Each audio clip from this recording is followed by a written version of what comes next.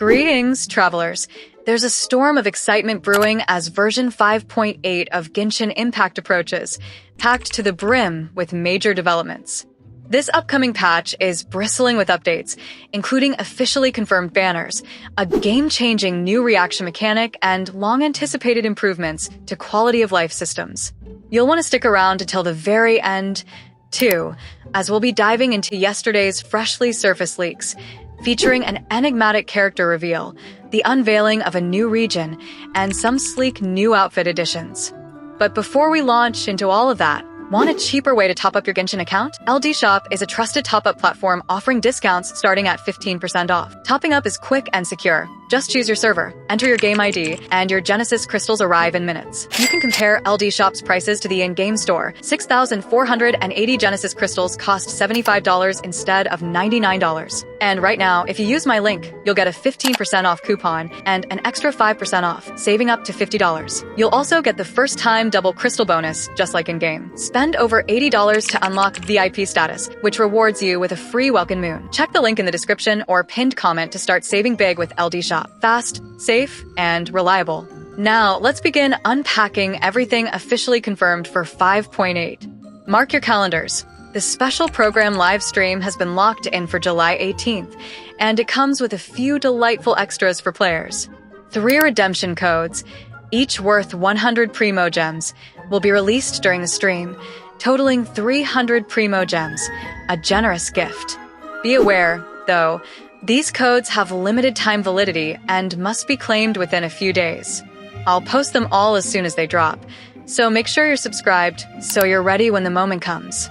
One of the headline additions this update is a fresh 5-star Electro character named Ineffa, who has already sparked considerable buzz.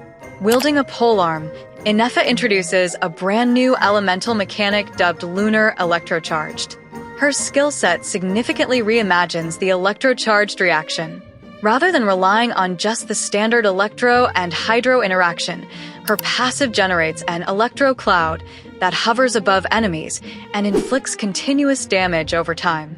This effect scales dynamically, drawing not only from elemental mastery but also incorporating attack, crit rate, and crit damage, opening the door for hybrid builds. Whether you want to run her as a support, main DPS, or sub-DPS, she's got the flexibility to fit various team strategies. But Ineffa doesn't come alone. According to several sources, reruns are on the way for Malani, Chaska, and Citlali as well, making this round of banners especially appealing if you passed on these Natlon characters in earlier versions. Rumors suggest that the first phase will highlight Ineffa alongside Malani, while the second phase may feature Chaska and Citlali. That said, we do want to clarify that this lineup is based on preliminary info. The actual sequence of banners could shift, and we'll get final confirmation during the upcoming live stream. Let's now shift focus to new content in the world itself. The Mare Jivari, also known as the Ashen Sea, is breathtaking in a haunting way, a landscape painted with volcanic ash, flowing lava streams, and a crimson sky overhead. Picture a dystopian world straight out of a post-apocalyptic epic. Above it all, Bennett's constellation is said to glow prominently in the night sky. And directly below that astral symbol is a brand new boss arena, where you'll confront Bakunawa, a formidable enemy described as having multi-phase combat mechanics, environmental lava hazards, and major Primogem drops upon defeat. This entire storyline definitively confirms Bennett's origins in Natlon. Clearing this area in full before version 5.8 ends will grant an extra 400 Primogems, a limited time incentive, so don't wait too long if you want those free wishes. Fashion-wise, skins are making a splash once again. Bennett is finally receiving a free skin as part of the main summer event. On the flip side, Yelan's premium skin is going to be a paid cosmetic. While official visuals haven't been released, leaks indicate it's stylish, elegant, and cloaked in a bit of intrigue. The pricing appears to follow the usual format: 1,350 Genesis crystals during launch promotion, climbing to 1,680 thereafter. The primary seasonal event for this patch is officially titled Sunspray Summer Resort. This will act as the event hub for version 5.8 and will be your key to unlocking Bennett's outfit, collecting Primogems, farming talent books, picking up Mystic Enhancement, and more. If the format mirrors past summer events, expect a lively combination of combat challenges, photo missions, and quirky mini-games, complete with guest appearances from various characters across the roster to keep the energy high. In addition, a free 4-star Claymore weapon will be introduced through one of the events. While it isn't designed for Ineffa, who uses a polearm, it does synergize well with electrocharge-centric teams. The weapon enhances both electrocharge and lunar electrocharged reaction damage by up to 20%, making it a valuable pickup for Claymore users who are tuned to those reactions. According to the leaks, it could potentially serve as a free-to-play accessible choice for the speculated Electro character expected to debut in version 6.0. The Imaginarium theater isn't being left behind either.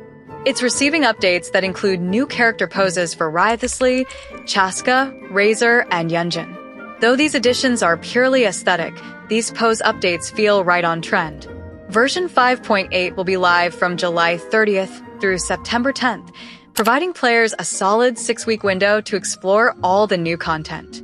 If you're a free-to-play player participating in daily commissions, event activities, and Spiral Abyss challenges, you're looking at a projected haul of roughly 12,580 Primogems, enough for about 78 wishes. A deeper breakdown of this calculation, along with strategies for saving and spending optimally, will be coming in a future video. As for quality of life improvements, several useful tweaks are on the way. Some players are already criticizing this patch harshly, claiming the developer update for 5.8 includes changes no one actually requested. Let's look at the specifics. To begin with, there's a new questing feature that simplifies progression. Previously, if a quest required a time skip of 1 or more in-game days, players had to manually open the clock menu and advance time. In version 5.8, selecting the Navigate button on such a quest will now automatically prompt the time adjustment interface, eliminating a step and making the process more fluid. Another small but welcome addition is a new shortcut for audio controls. When you begin a quest and feel the need to lower or mute game sounds, you'll now find an audio button in the top left corner, making it much easier to access these settings without needing to open multiple menus. For exploration enthusiasts, a feature aimed at streamlining character ascension material farming is being introduced. With this patch, the game will display which characters have regional specialty detection abilities by showing their icons during farming. This makes identifying useful characters much easier, particularly for newer players or anyone trying to collect materials more efficiently. There's another improvement for those on the hunt for oculi. In the current system, once an Oculus Resonance Stone is used, you must claim the marked oculi before using another. In 5.8, you'll be able to mark one and immediately scan for another without having to pick up the first. This change is ideal for players who enjoy mapping out efficient farming routes in advance.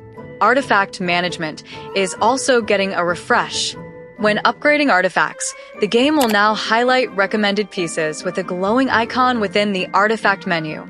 This system will identify optimal pieces based on stats, saving time and improving clarity when choosing gear. If you prefer customizing your own builds, this auto-recommendation feature can be turned off in the settings.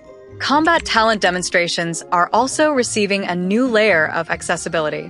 In this version, talent demo videos will be available for characters introduced in 5.7 and beyond.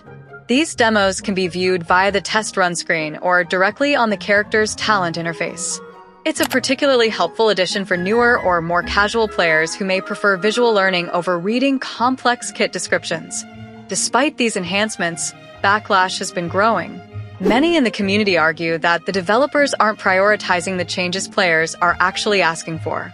The absence of long-requested features like a dialogue skip button remains a point of frustration. Some players even mocked the artifact suggestion update, stating that their own build knowledge outperforms the algorithm's choices. There's growing sentiment that new features feel like filler content, added to pad updates rather than solve real, core issues.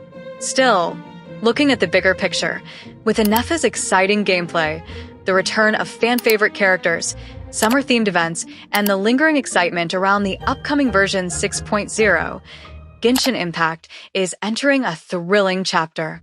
And there's still time for Hoyoverse to surprise us during the live stream. So tell me, what are you most eager for? Is it the arrival of Ineffa and her innovative electromechanics? The last area of Natlan opening up? Or maybe the long-awaited narrative spotlight on Bennett? Share your thoughts below. And for more coverage on updates, leaks, and game strategies, don't forget to like, subscribe, and ring the bell. Also, remember to check out LDShop for great savings on your next top-up. All right, now we're talking.